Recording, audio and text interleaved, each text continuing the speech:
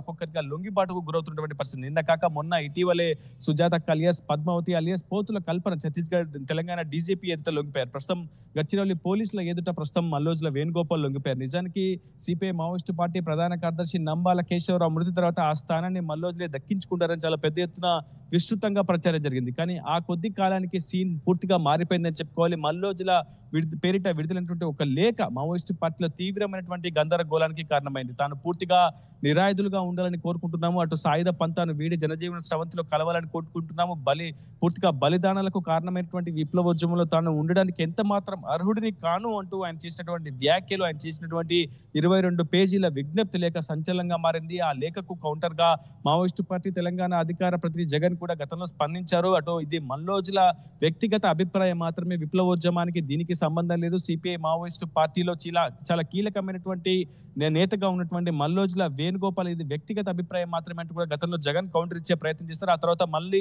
మల్లోజుల వేణుగోపాల్ అతని సహచరులు కొంతమంది అనేక లేఖలు విడుదల చేస్తారు. ఆ తర్వాత తీవ్రమైనటువంటి గందరగోళం నెలకొంది. కొన్ని దశల్లో కొన్ని స్థాయిల్లో మల్లోజుల ఒక కోవట్ అంటూ కూడా కొంతమంది నేతలు చేసినటువంటి వ్యాఖ్యలు అటు మావోయిస్టు పార్టీలోనే తీవ్రమైనటువంటి గందరగోళానికి దారితీసాయని చెప్పుకోవాలి. ఒకవైపు ఇది భద్రతా బలగాల కుట్ర అని కూడా కొంతమంది మల్లోజుల ఎప్పుడు దొంగిపోబోతున్నారు. మల్లోజుల పార్టీలో కూడా తనకి వ్యతిరేకం కావడంతోనే అటు పార్టీలో వ్యతిరేకత ఉంది, ఇటు పోలీసుల నుంచి కూడా మావోయిస్టులు అంతం చేయాలనే రకంగా చర్చలు జరుగుతూ ఉన్నాయి. ఆ కుమ్మింగ్ జరుగుతోంది, మనం చూస్తూనే ఉన్నాం. సో ఎటువైపు నుంచి చూసినా కొంత ఆయనకి ప్రాణహాని ఉందని భావించే ఇప్పుడు లొంగిపోతున్నారా? మల్లోజులు లొంగిపోవడం వెనుక కారణాలేంటి? ఆయనతో పాటుగా నడిసొచ్చే వాళ్ళు ఎంతమంది?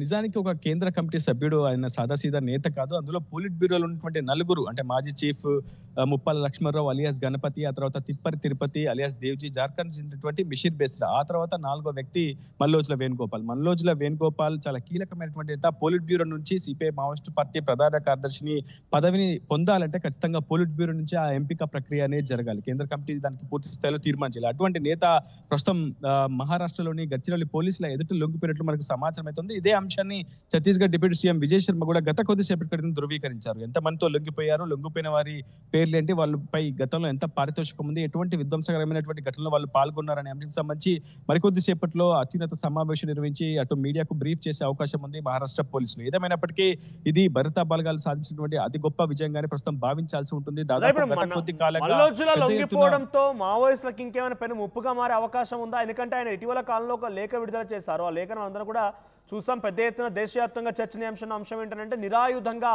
మేము శాంతి చర్చలకు సిద్ధంగా ఉన్నాం, మేము ఆయుధాలని వదిలేస్తామన్న రకంగా ఒక లేఖ రాసుకొచ్చారు. అయితే అది ఇండివిజువల్ లేఖ మాత్రమే. మరికొన్ని రోజుల తర్వాత జగన్ పేరిట మరో లేఖ విడుదలైంది. సో ఇప్పుడు మల్లోజుల లొంగిపోవడం తర్వాత మావోయిస్టులకు ఏమైనా ముప్పుగా మారే అవకాశం ఉందా? వారి కదలికలు కేంద్ర స్థాయిలో గమనించిన వ్యక్తి కాబట్టి ఏదైనా పోలీసులకి ఇన్ఫర్మేషన్ ఇస్తున్నాడనే రకంగా ఆల్రెడీ ఆరోపణలు ఉన్నాయి. నిజమే అయితే మావోయిస్టులు ఏ రకంగా కొంత ఇబ్బంది ఎదుర్కోవచ్చు? ఎగ్జాక్ట్లీ మనోజ్, మల్లోజుల విడుదల చేసినటువంటి లేఖ ప్రస్తుతం మావోయిస్టు పార్టీలో 2 వర్గాలకు చాలా పెద్ద ఎత్తున కారణమైందని చెప్పుకోవాలి. 2 వర్గాల ఏర్పాటుకు దారితీసింది. మల్లోజుల వేణుగోపాల్ విడుదల చేసినటువంటి ఆ లేఖను మావోయిస్టు పార్టీ అధికార ప్రతినిధి జగనే కాదు, తిప్పరి తిరుపతి అలియాస్ దేవ్జీతో పాటు మోస్ట్ వాంటెడ్ మావోయిస్ట్ మాడ్వి హిడ్మా కూడా ఆ లేఖను పూర్తి స్థాయిలో వ్యతిరేకిస్తూ వస్తారు. విప్లవోద్యమాన్ని ఇంతకాలంగా ఇన్ని దశాబ్దాల కాలంగా బ్రతికిస్తూ వస్తున్నటువంటి దశలో, ఈ దశలో అటు 2 దశాబ్దాల పాటు విప్లవోద్యమంలో పనిచేసినటువంటి ఒక వ్యక్తి ఇటువంటి లేఖను విడుదల చేయడం, పూర్తిగా నిరాయుధ పంతాకే కట్టుబడి ఉన్నామంటూ తన అభిప్రాయాన్ని ప్రకటించడం సరైంది కాదు అనేది చాలా పెద్ద ఎత్తున వాదన మావోయిస్టు పార్టీలో అంతర్గతంగా కూడా కొనసాగింది. అది 2 వర్గాలుగా చీలికకు కారణమైందని చెప్పుకోవాలి. ప్రస్తుతం మావోయిస్టు పార్టీ అగ్రనేత మల్లోజుల సరెండర్ కూడా మావోయిస్టు పార్టీతో పాటు ఆ విప్లవోద్యమంపై తీవ్రమైనటువంటి ప్రభావాన్ని చూపుతుంది. ఒక దశాబ్దం కాదు, దాదాపు 2 దశాబ్దాల పాటు మల్లోజుల వేణుగోపాల్ ఆ పార్టీలో చాలా క్రియాశీలక నేతగా పనిచేశారు. పోలిట్ బ్యూరో మెంబర్ గా ఉన్నారు, సైద్ధాంతిక విభాగానికి అధిపతిగా ఉన్నారు. సో అతని క్యాడర్ తో పాటు అతని సహచరులు చాలా మంది తర్వాత దశలో లొంగిపోయే అవకాశం ఉంటుంది. ప్రస్తుతం ఆయన సహచర గణం దాదాపు 60 మంది మావోయిస్టులు ఆయన వెంట ఉండి లొంగిపోయినట్లు మనకు సమాచారం అవుతుంది. అయితే దాదాపు అనేక రాష్ట్రాల్లో మల్లోజుల వేణుగోపాల్ పై రివార్డు ప్రకటించున్నాయి. ఆయా రాష్ట్ర ప్రభుత్వాలు ₹1 కోటి పైగానే రివార్డు ప్రకటించున్నాయి. ఇటీవల కడారి సత్యనారాయణ కావచ్చు, రామచంద్ర రెడ్డి, ఇటువంటి చాలా కీలకమైన ఇటీవల కాలంలో నంబాలతో పాటుగా మరణించినటువంటి మిగిలినటువంటి రీసెంట్ డేస్ లో కొంతమంది పేర్లలో కూడా మల్లోజులే కారణమైన రకంగా చర్చ జరుగుతోంది. ఇప్పుడు లొంగుబాటు పైన అటు మావోయిస్ట్ సంఘం ఏ రకంగా రియాక్ట్ అయ్యే అవకాశం ఉంది ఉదయ్?